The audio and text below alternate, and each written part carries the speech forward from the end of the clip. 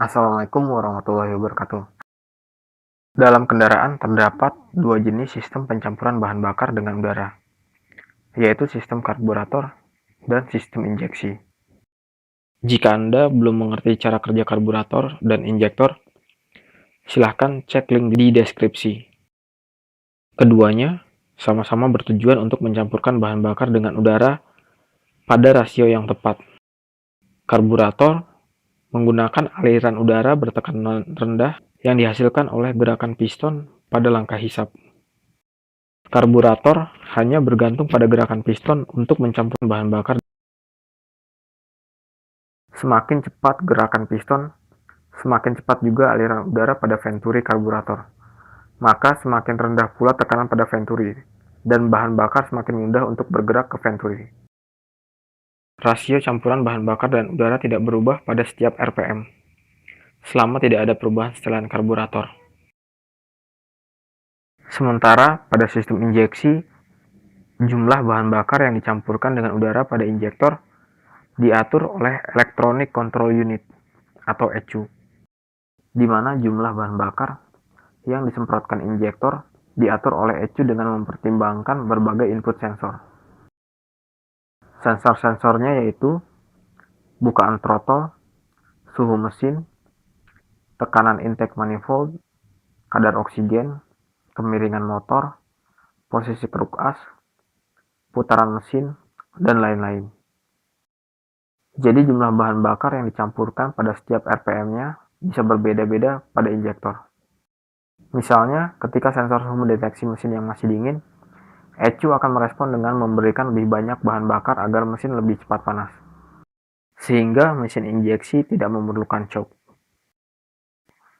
Atau misalnya pada putaran tinggi, jika sensor oksigen mendeteksi kadar oksigen yang tinggi pada sisa pembakaran, merupakan tanda bahwa mesin kekurangan bahan bakar. Maka ECU akan menambahkan pasokan bahan bakar agar mesin tidak kehilangan tenaga. Begitu juga dengan sensor-sensor lainnya yang mempengaruhi ECU untuk mengatur pasokan bahan bakar.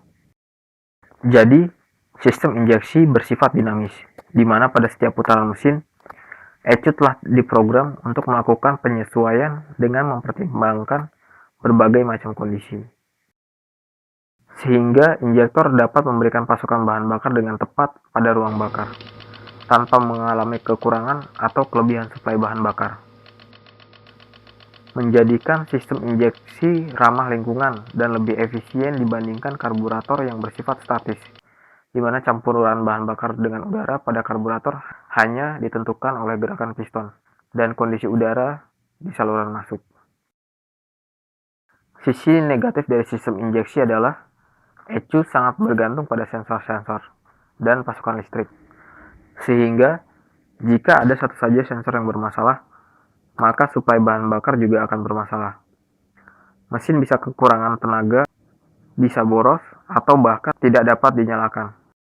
Sementara karburator adalah komponen yang dikendalikan secara mekanis, sehingga tidak bergantung pada pasokan listrik, pompa, dan sensor-sensor.